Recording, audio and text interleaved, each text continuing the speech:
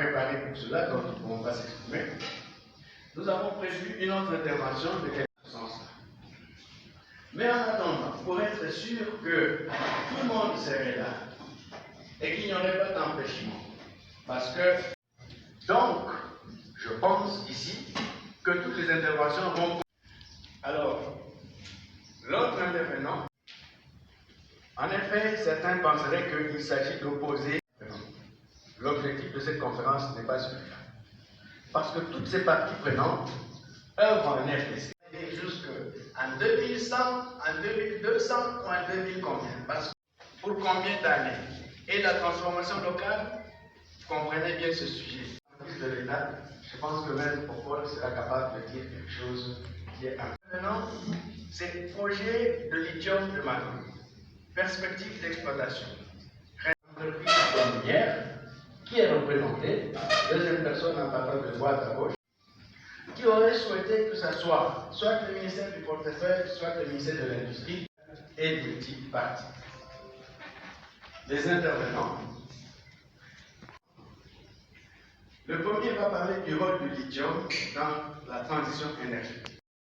Une conférence qui visait à mettre ensemble les différentes parties prenantes, c'est-à-dire à savoir les entreprises qui sont en partenariat.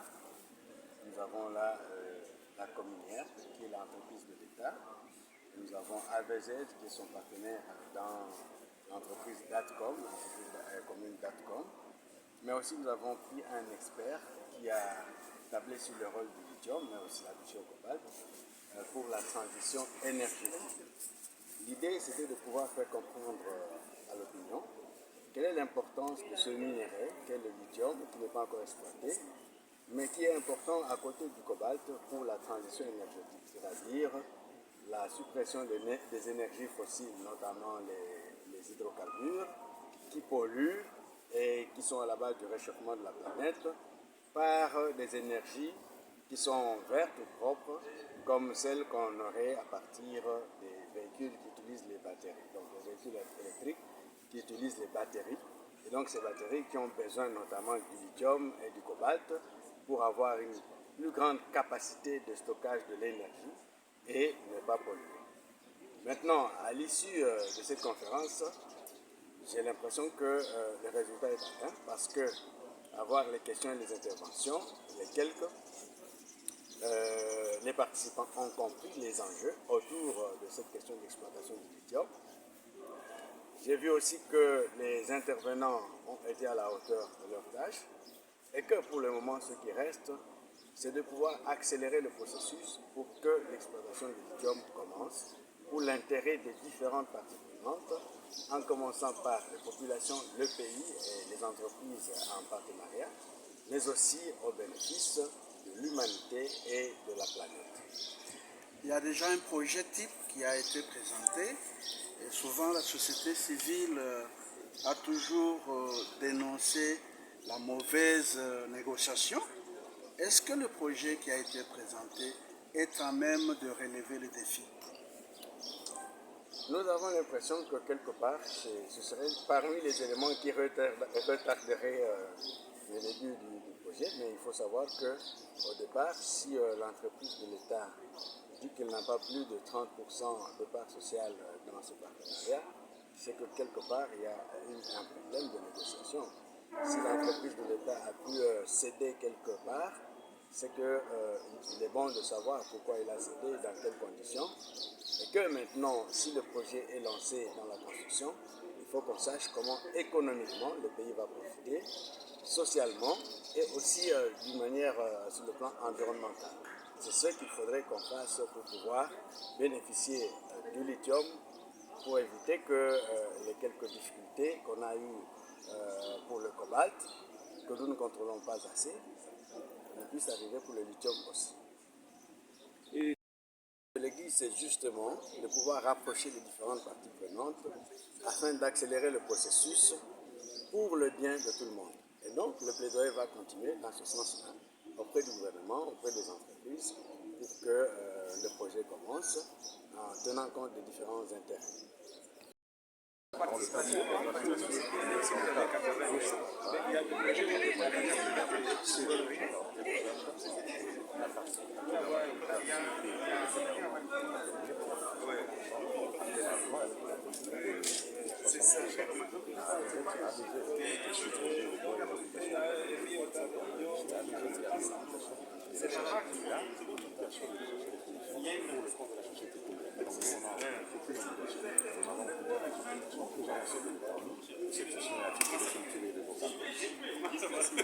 C'est maître. Maître Mwamba Popol. Comme le maire n'aura pas de chef, c'est un maître, on ne passe pas de pouvoir. Il a été prévu de l'action dermatologique. Je cherche le chef pour l'intégration de la société. Nous avons régulièrement parlé de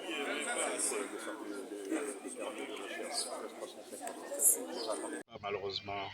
Et intégrateur et multiplicateur, mais il nécessite la vigilance de la société civile.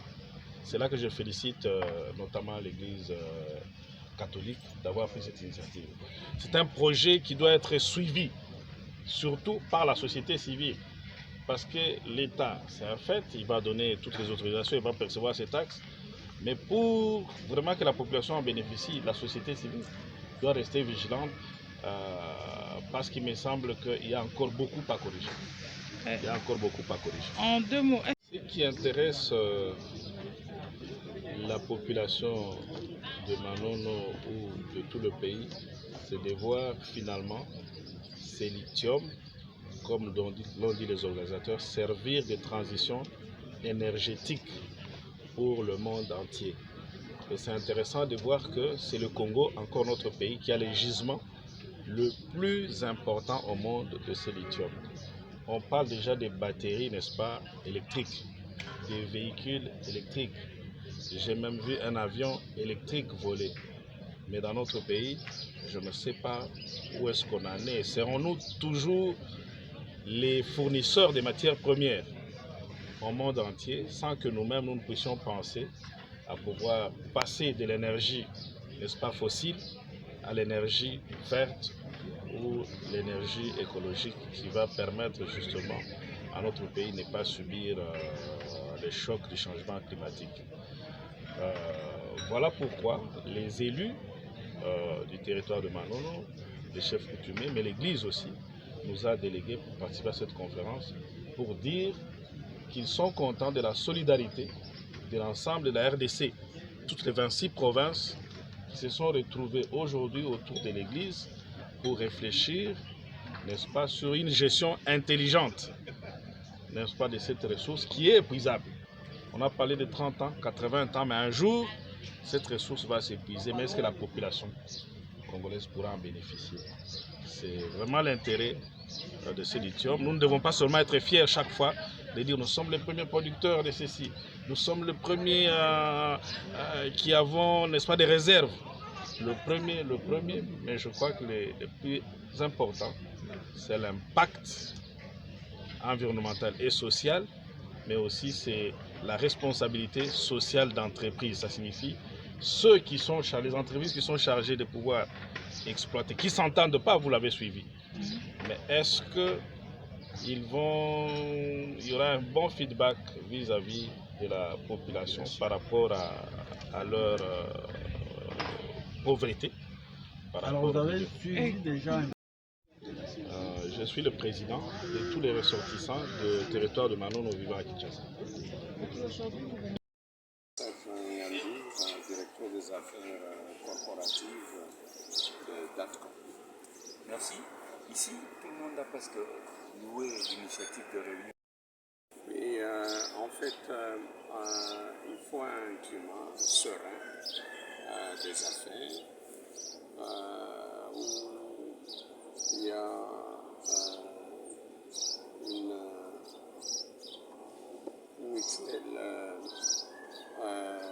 un mutuel partage des bénéfices. Mais le principal dans tout ça, c'est le peuple de Manono, c'est les communautés de Manono qui doivent bénéficier en fait de cette exploitation du lithium de Manono. Alors, le plus tôt serait le mieux que nous puissions avoir cette notification. ministre, Madame la ministre des Mines a déjà signé le permis, et le permis ne se signe qu'après avoir rempli 3 conditions qui sont l'avis cadastral favorable, l'avis environnemental favorable et l'avis technique favorable. Donc elle a fait son travail. Le permis n'a qu'à notifier et nous donner ce qu'il faut payer comme droit superficiel, et nous allons démarrer le projet. Alors, à ce stade, on dit que... Nous pensons, la façon dont nous avons développé le projet, que en fait l'État et le Congo vont se retrouver définitivement, parce que nous avons pensé être dans la ligne de pensée du chef de l'État, donc établir une chaîne de valeur, et la chaîne de valeur, nous la démarrons à partir de la mine. De la mine, nous allons produire un concentré. Le concentré va être raffiné pour avoir une valeur ajoutée. Et autour de ces activités, nous allons construire une zone économique, une zone spéciale, qui va en fait constituer ou produire des opportunités pour les entrepreneurs locaux. Mais pour fonctionner, dans notre présentation, nous avons dit que, en fait, Manono étant dans un milieu rural, n'étant pas connecté à un réseau national électrique, mais sur place, il y a un barrage qui a été détruit, mais que nous voulons rénover, et l'électricité proviendra de ce barrage pour démarrer les activités. On ne peut pas démarrer une économie sans électricité. Donc l'électricité qui proviendra de Mpianamwanga va servir à démarrer la mine, mais en même temps, on va servir la communauté. Excellente étude. J'ai 35 ans dans le métier et j'ai travaillé, vous pouvez me croire, dans les meilleurs pays miniers du monde. J'étais au Canada, en Australie, en Afrique du Sud. J'ai vu beaucoup d'études de faisabilité. Ça, c'est 5 étoiles. C'est une très très bonne étude. Seulement, j'aurais souhaité que les phases puissent être raccourcies. La première phase, qui est celle de production du spodumène 6%, puisse être suivie très rapidement de la seconde phase. Mais encore une fois, je me rends compte de toutes les difficultés qu'on rencontre quand on veut développer un projet au Congo. C'est que la paperasse bloque les gens. Vous comprenez? Quand quelqu'un doit aller à la banque, il y a des étapes déterminantes, par exemple, produire les titres miniers pour prouver que il y a un projet réel et il a les papiers. Mais si obtenir un papier peut demander des acrobaties inexplicables, c'est ça un peu le problème. Nous sommes victimes de nos propres turpitudes. Oui, les autres pays décollent, les autres pays avancent, mais nous, quand vous analysez, vous décomposez, qui bloque? C'est souvent les gens qui s'assoient sur le paperasse. Ce n'est pas explicable. pour terminer, vous avez interpellé la communauté par rapport à une réalité. Vous dites que les majors sont en train de s'activer pour vouloir remplacer les cobalt et les autres minerais. Nous devons faire attention. Oui, c'est vrai. Aujourd'hui, vous savez, parfois au Congo, on dit que nous avons le cobalt. Mais vous savez qu'au jour d'aujourd'hui, dans tous les labos du monde, les gens travaillent parce qu'ils savent que eux n'ont pas le cobalt.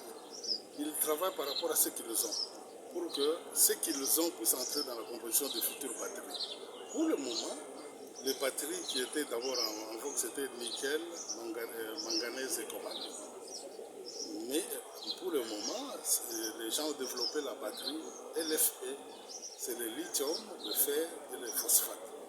Et pour tous les projets qui démarrent ici, les véhicules qui ne vont pas sur de longues distances, c'est plutôt le LFP qui va être adopté. Alors, quand vous avez un pays qui est comme le nôtre, c'est nous la source du combat. Nous ne facilitons pas aux gens la tâche. Nous encourageons plutôt les gens à aller chercher des alternatives. Au lieu de consolider notre position, nous sommes en train de nous affaiblir. C'est pour ça que je pense que on doit avoir un plan. Un pays, vous ne pouvez pas être le premier producteur mondial du cobalt. Vous avez un gisement de lithium ici, c'est l'Escondida du lithium. Et vous n'avez pas, et le pays n'a pas un plan lui-même, il n'a pas un plan. Chacun tire à gauche, à droite, il n'y a pas une feuille de route. Et c'est pour ça que certaines choses traînent. C'est important que nous ayons un plan. Il en va de la survie du pays. Juste une petite. En effet, certains penseraient qu'il s'agit d'opposer. Rien. Et qu'en pensez-vous maintenant par rapport à l'avenir de votre province? Nous sommes inquiets, Nous sommes madame, inquiets. Il n'y a comme vous pas un avez projet vu. qui va C'est démarrer un jeu d'ici là. de C'est un jeu de ping-pong. ping-pong. Et là-dedans, ça cache la prédation. La prédation. Quelqu'un qui n'a rien amené, il vend les actions. Il brade les actes, Les actions, il vend les actions fictives, il n'a rien amené. Et puis le ministère signe avec celui-là qui n'a rien amené, et laisse celui qui a amené. Et puis, donc c'était un flou, comme d'habitude. Et ce flou va déboucher sur un fiasco et sur les pleurs des gens de Manon. Nos frères vont pleurer. Donc nous allons aboutir encore au Tate contre Léone et notre contrée ne sera pas développée. C'est ce qui nous inquiète ici. Même à la Jacamine, les gens viennent dire pour la Jacamine. Mais la Jacamine, elle est victime de tout ça. Hein? Vous connaissez déjà de la Jacamine qui signe des histoires. des partenariats frauduleux. Les gens en dessous là qui tirent le ficelle. Est-ce que l'entreprise a déjà arraché son permis pour qu'elle procède à la construction, comme vous pensez? Non, le conseiller dit que les permis d'exploitation étaient donnés à Datomir. Qui n'a rien. Qui n'a rien donné. Datomir a bradé ses actes, il a vendu ça à AVZ, mais c'est AVZ qui s'engage, mais qui n'a pas le permis d'exploitation. Qui a des moyens, n'a pas de permis. Il y a des moyens qui n'a pas les permis d'exploitation. Et nous apprenons qu'il y a une société chinoise qu'on appelle Xinjiang. C'est dans les revues ici. C'est vous qui avez écrit ça. Et nous apprenons que cette entreprise-là a déjà versé quelque chose. Alors il n'y a rien qui va évoluer puisque je sais qu'il y a VZ, lorsqu'elle sera lésée, elle va aller en justice. Alors quel est votre souci? Quel message Notre souci, nous avons besoin d'un partenaire fiable qui doit développer ces projets-là et non pas un prédateur. Si AVZ aussi est prédateur, nous n'en voulons pas de lui. Puisque ce que nous avons déjà souffert, nous n'aurons pas peur de souffrir encore. Ça continuera toujours jusqu'à ce que les choses changent. Nous avons besoin d'un partenaire qui viendra développer ces projets pour les salés de Manono. Il y a toute une histoire pour ces territoires-là. Moi, je suis né en 1952. J'ai vécu une partie de la période coloniale.